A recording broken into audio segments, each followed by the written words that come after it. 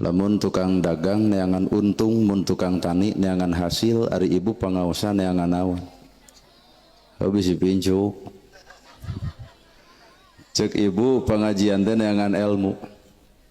Maka geratannya ka Pak Ustad nu deket, al ilmu nur, ari ilmu teh cahaya. Nu jadi pertanyaan geus kaoncoran acan urang ku ilmu urang, jawabanana acan. Kabeh ge arapal ilmu tahajud geuning unggal peuting malolor wae. Kabeh ge apal ilmu sedekah tapi naha nyeun madrasah jeung masjid teu anggeus wae. Kabeh ge apal jeung dulur kudu akur jeung tetangga tong pasea tapi naha sakapeung ustad ge pacakar-cakar wae. Jadi lamun kitu boro-boro mah ilmu urang jadi oncor nu aya ge nganadon moekan awak sorangan.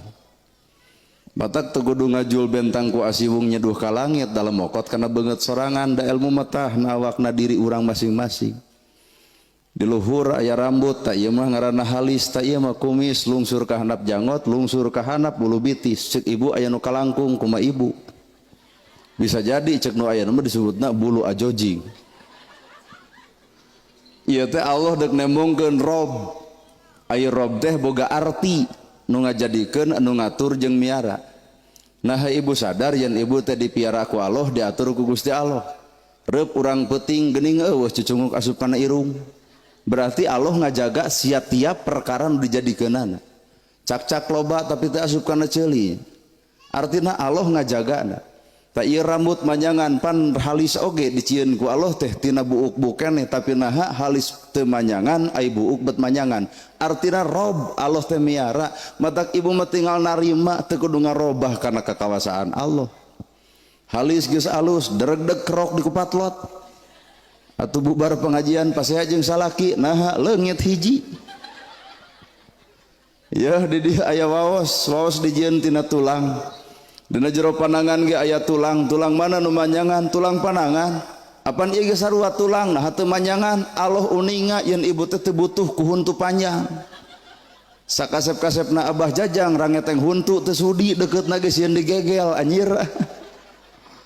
Tuh ieu teh Rob teh Allah nu miara, Allah nu ngadidik, Allah nu ngatur, Allah anu sagala-galana. Matak serenkeun sabeuleug genjeurna hirup daek lain karena urang daekna, alus lain karena urang alusna, bener lain karena urang benerna, tapi aya Allah anu ngabenerkeun, aya ngaluskeun jeung ngadaekeun. Jadi daek didaekeun, alus dialuskeun, bisa dibisakeun, pinter ge dipinterkeun, urang nama teuing saha.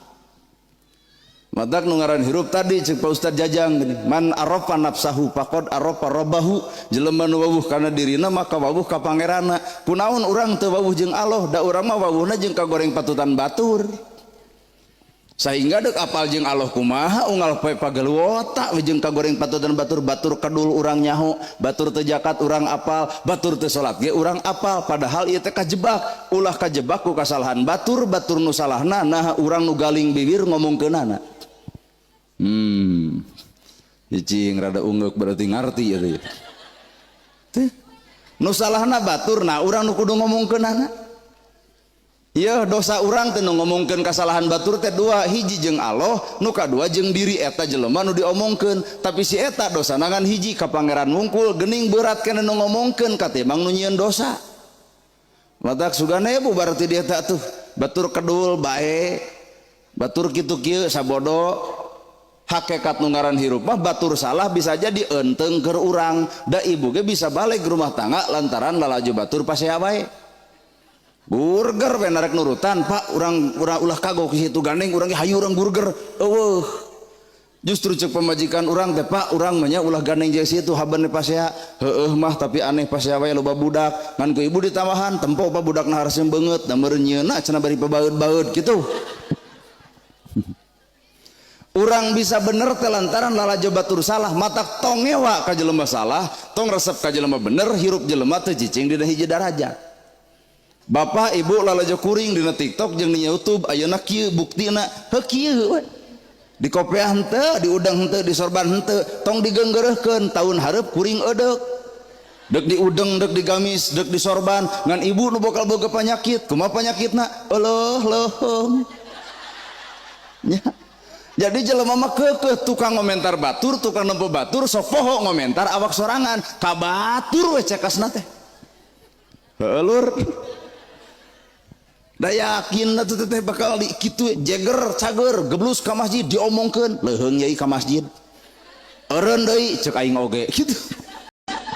Iya tah cirina jelema nu goreng hate sik-sik melik sulit ati goreng pucus beh dituna belang bayahna merhatikeun wae batur we hirup teh iraha deuk merhatikeun awak sorangan disebut teh jelema ngalinur nu kitu teh pan panyakit panon mah dua kahiji nunutan kadua sare jelema nu nunutan maruk teh cilaka gede wah cilaka gede mawa geblus ka masjid mawa duit 111.000 nurek diasupkeun nu 1.000 ayekeun nunutan angka hiji katempo angka 0 teu katempo koropak datang dadakan geblus nu 100 disigeng ku DKM hade mani infak aing teu sadar juga aing sidik 100 nu lapur datang ka imah pemajikan jug nagih pak mana keur beas dicabut 11.000 ngahulang harita keneh astagfirullahaladzim kunaon bapak istighfar wah mah cilaka sodako dianggap cilaka kuat jika kagarongan ku koropak kunaon sok bebeja ka emak bapak teh ngasupkeun nu 1.000 ayeuna bapak nunutan ngadun geblus nu 100 kumaha ceuk pamajikan bari ngacerete ceuk aing ge eureun ka masjid teh melaan masjid nepi ka moal barang hakan gitu bae ari mamah eta deuk ka mana mah jeung ingkah cicing deuk ka mana deuk ka masjid deuk naon salat lain ngabongkar koropak jelema nunutan naik deui panyakit panon sare ai jelema sare leuwih bahaya geblus ka masjid poe jumaah ker kerek batur ngahotib sare batur ngadoa sare batur ngadoa sare batur wiridan sare bubar ti masjid bakal ngocobrot ngomongkeun masjid teu hayang cenah jumaahan di daerah Padalarang cing teu naha cenah ustaz geus sarsat gitu gampang saya teh menyesatkeun batur cing teh maneh kadulur urang nyebutkeun sesat batur teh saeueuh jumaahan sarua salat sarua zakat sesat cing teh palebah mana sesatna manya ya jumaah eueuh khotib eueuh khutbah wiridan acan sugan aya ngadoa kieu saurang eueuh poek di masjidna ge ditanyakeun ka pundulur ka Ustaz Jajang cita bener jumaahan di dinya eueuh khotib eueuh khutbah ceuk saha ceuk si itu haha tong dianggap nah molor si eta di barang datang jelema sare teh pak lain sare panon ieu kade sare panon batin datang peuting tang tutunuh itu wajar tapi kade sare panon batin jelema nu sare panon batinna beunta kana kalakuan batur nyaho kana kagoreng patutan batur akrab jeung kateu cergan batur tapi si eta teu wawuheun kana kagoreng patutan diri sorangan sehingga amalna leutik asa panggedena asa pangnyana asa pangalusna batur dianggap carang karuntah kabeh aduh benernya. Nah atuh cep ustad bajuna kitu nya bae we baju urang salanan urang menang meuli urang dipake lagi ku urang ibu malah lajo aya daek teu kudu riweuh da pangajian gumantung baju tak ieu cirina pangajian babari bangkrut nah apan ibu-ibu mah majelis taklim mah ngagugu ka kiai ceuk kiai wayahna Senen kudu bodas nganyuk bodas kabeh Salasa hejo nganyuk hejo kabeh robo beureum nganyuk beureum kabeh nepi ka Sabtu gunta ganti baju nu bakal nyarek pangheulana pangajian tah salaki eureun mah ngaji teh leneng kana hulu karena saraga padahal nu ngaran hirup mah ngalusan awak soal nu enteng tah nu hese mah ngalusan hate. Ibu hayang gelis enteng aya nu geus loba skincare kade ulah nepi ka ieu mahal teh 750.000 anu geuning peuting teh dipararake geuning make pupur warna hideung panon di bontengan bibir make tomat kuat asa hees jeung jus atuh da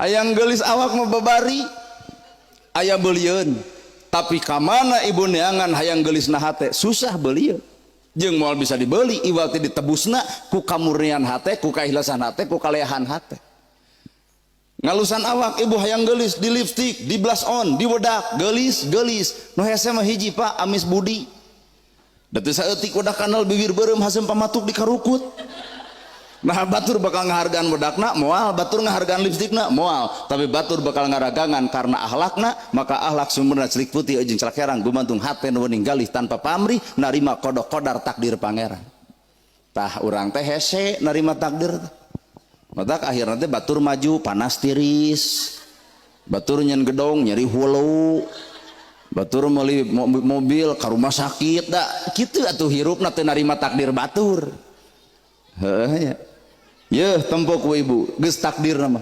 lalajoan ku ibu toong kuring aya merek pi ustadeun buuk rancung baju kieu calana kieu aya teh merek pi ustadeun eueuh pak geuning geus takdir nam sa Jawa Barat ka kurilingan tuluy meuring apruk-aprukan aya nu pan ka dieu ieu teh Geuning geus takdirna mah matak teu kudu dihalangan takdir batur, urangnya ngahalangan takdir sorangan moal mampu sabab 1000 jelema ngahalangan takdir hiji jelema moal aya nu bisa sabab nu 1000 bakal eleh ngalawan takdir pangeran.